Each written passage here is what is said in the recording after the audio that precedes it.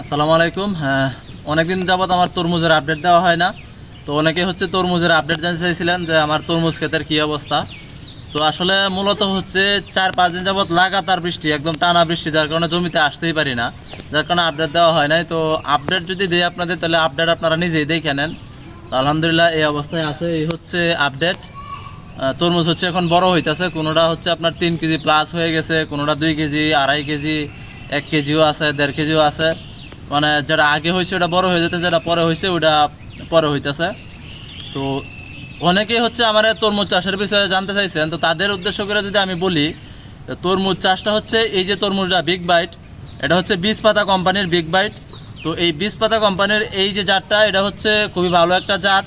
তো এটা হচ্ছে আমার মুখের বুলি না, এটা হচ্ছে আপনারা ফলনেই হচ্ছে দেখতে পারতেছেন যে এটা আসলে কেমন জাত। খুবই ভালো এবং চমৎকার একটা জাত। গাছে তেমন কোনো সমস্যা হয় না, কোনো প্রকার সমস্যা ছাড়াই হচ্ছে আমার এটা চাষ হয়েছে আলহামদুলিল্লাহ। তো এটা সারা বছর হয়, এই জাতটা হচ্ছে সারা বছর হয়, সারা বছর হচ্ছে এই জাতের খুবই দুর্দান্ত ফলন হয়।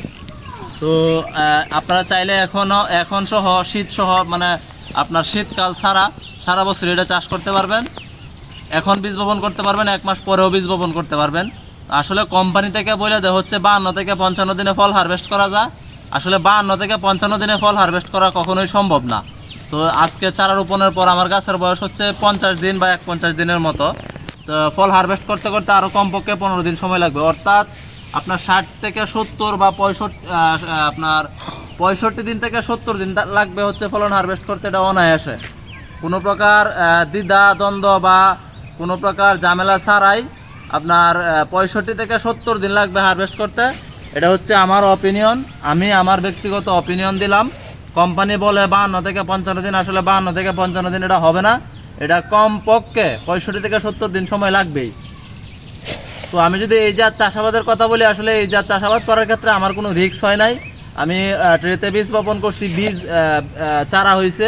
তো চারা হয়েছে, আমি আমার মূল জমিতে যাবতীয় যত সার দেওয়া লাগে সার দেওয়া আমি আমার মূল জমিতে লাগাই দিছি। লাগাই দেওয়ার পরে হচ্ছে 3-4 দিন পরে হচ্ছে প্রতি লিটার পানিতে আমেরিকান NKPS এবং হিউমিক অ্যাসিড 2 গ্রাম হারে পানিতে মিশিয়ে প্রত্যেকটা গাছের গোড়ায় 100 মিলি করে দিয়ে দিছি।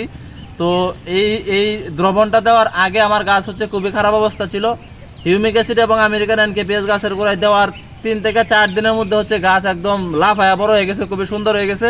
এইটারও ভিডিও আমি দিয়েছিলাম, যে 3 দিন আগে এবং 3 দিন পরের ব্যবধান দেখাইছিলাম আপনাদেরকে, এটা আমার পেজে আছে, দিয়ে দেখেন।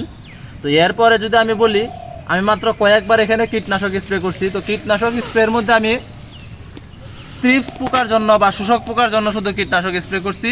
তো আপনারা অনেকেই জানেন তরমুজের মধ্যে হচ্ছে তো থ্রিপস পোকার আক্রমণ হয় অনেক বেশি।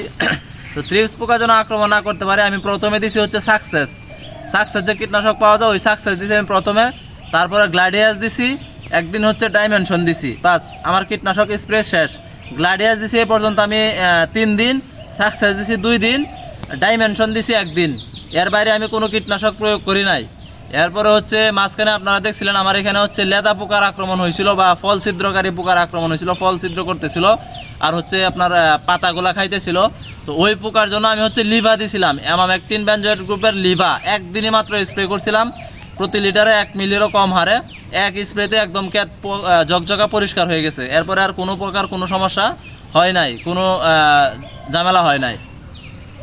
তাছাড়া হচ্ছে আমি যে জিনিসটা বেশি পরিমাণে স্প্রে করছি, এটা হচ্ছে প্রতি 10 দিন পর পর লিটুসেন প্রতি লিটার পানিতে 1 মিলি, তারপর হচ্ছে সিলেটেড জিঙ্ক প্রতি লিটার পানিতে 1 গ্রাম এবং বুরন প্রতি লিটার পানিতে 1.5 গ্রাম।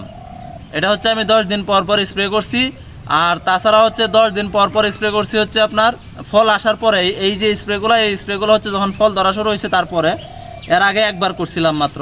তো ফল আসার পরে হচ্ছে এই যে ভিটামিন স্প্রেগুলো দিছি 10 দিন পর পর। তাছাড়া আমি 10 দিন পর পর দিছি হচ্ছে আপনার যে ফার্স্ট পটাশ আছে, ফার্স্ট পটাশ, ওই ফার্স্ট পটাশ 10 দিন পর পর স্প্রে করছি। একবার শুধুমাত্র আপনার নেপথাইল অ্যাসিডিক অ্যাসিড দিছি, অর্থাৎ সরি জিব্রেলিক অ্যাসিড দিছি, একবার মাত্র জিব্রেলিক অ্যাসিড দিছি ডিফেন্ডো। এছাড়া আমি এখন পর্যন্ত আমার এই জমিতে কোনো স্প্রে করি নাই। সরি, আর একটা স্প্রে রয়েছে, আমি 2-3 বার ছত্রাকনাশক স্প্রে করছি। একবার দিছি ম্যানসার, একবার দিছি রেডোমিল গোল্ড, আরেকবার দিছি হচ্ছে আপনার অ্যান্ট্রাকল। এই যে ছত্রাকনাশকগুলা স্প্রে করছি। বলা চলে কোনো প্রকার কীটনাশক বা ছত্রাকনাশক বাড়তি কোনো স্প্রে ছাড়াই আপনার আমার এই তরমুজটা হয়ে গেছে, আলহামদুলিল্লাহ হয়েছে এখন পর্যন্ত। সামনে আরও কিছুদিন বাকি আছে, কীরকম হয় জানি না। পরবর্তী ভালো হইলেও আপডেট দেওয়া হবে, খারাপ হইলেও আপডেট দেওয়া হবে। কারণ আপনারা জানেন আমি শুধু ভালোটা দেখাই না, আমি যদি ফসল ফলাই থেকে ব্যর্থ হই, কেন ব্যর্থ হয়েছি, কী কারণে ব্যর্থ হয়েছি, আমি ওইটাও দেখাই। খালি সফল হইতে হইব বিষয়টা এরকম না। ব্যর্থতা হচ্ছে সফলতার একটা বড় অংশ। আপনি যদি ব্যর্থ না হন তাহলে কিন্তু আপনি শিখতে পারবেন না। আপনি যেখানে ব্যর্থ হবেন না ওখানে শিখতে পারবেন না। তো যাই হোক, এই হচ্ছে আমার তরমুজ চাষের বিস্তারিত। আমি যদি বলি যে আমি ত্রিপসের জন্য 3বার ওষুধ দিছি সাকসেস। প্রথমে দিয়েছিলাম সাকসেস চারা অবস্থায়, গ্লাডিয়াস দিছি 3বার, একবার দিছি ডাইমেনশন, শেষ। 3বার হচ্ছে ছত্রাকনাশক দিছি ম্যানসার, অ্যান্ট্রাকল, রিডোমিল গোল্ড, আর একবার দিছি হচ্ছে জিব্রেলিক অ্যাসিড ডিফেন্ডো। আর তাছাড়া 10 দিন পর পর আমি লিটোসেন, জিঙ্ক এবং বোরন স্প্রে করছি। 10 দিন পর পর ফার্স্ট ফটা স্প্রে করছি। এছাড়া আমি আর অন্য কোনো স্প্রে, কোনো স্প্রে বা কোনো প্রকার জাদুকরি কাজ এখানে করা হয় নাই। আসলে চাষাবাদটা হচ্ছে আপনি যদি থিওরি মোতাবেক করেন আহামরি কিছু নাই। তাছাড়া আমি একবার সার দিছিলাম মাত্র, ফল আসার পরে, যখন ফল আসছে, ফল বড় হইতেছে, তখন একবার মাত্র সার দিছি। এছাড়া আমি আর কোনো কিছু ব্যবহার করি নাই। তো আপনারা চাইলে এখনও এই বীজ পাতার এই বিগ বাইট জাতটা চাষ করতে পারেন, খুবই ভালো জাত আছে। তাছাড়াও তাদের একটা জাত আছে সূর্য ডিম, খুবই দুর্দান্ত। আমি এই প্রথম বীজ পাতার কোনো জাত চাষাবাদ করছি। তো বীজ পাতা থেকে দেখি আমি 1 প্যাকেট টমেটো নিতে পারি, ওহুর টমেটো। আমি কিন্তু জানেন আমি চাষাবাদ করে হচ্ছে রিভিউ দেই যে আসলে চাষাবাদে আমি কীরকম ফলাফল পাইছি। তো এর আগে আমি বঙ্গ সিডসের বঙ্গ 12-17 টমেটো চাষ করছিলাম, খুবই দুর্দান্ত ফলন হয়েছিল। তো এই ক্ষেতের মধ্যে, এই বেডের মধ্যেই কিন্তু বঙ্গ 12-17 টমেটো ছিল, খুবই দুর্দান্ত ফলন হয়েছে, খুবই দুর্দান্ত একটা জাত। তো টমেটো ওঠানোর পরে আমি কিন্তু বেড কুবায় সার দেওয়া ওই বেডের মধ্যেই হচ্ছে, ওই মালচিংয়ের মধ্যে হচ্ছে আপনার তরমুজ লাগাই দিয়েছিলাম। তো এই হচ্ছে আমার তরমুজের আপডেট। ভালো থাকবেন সবাই, আসসালামু আলাইকুম।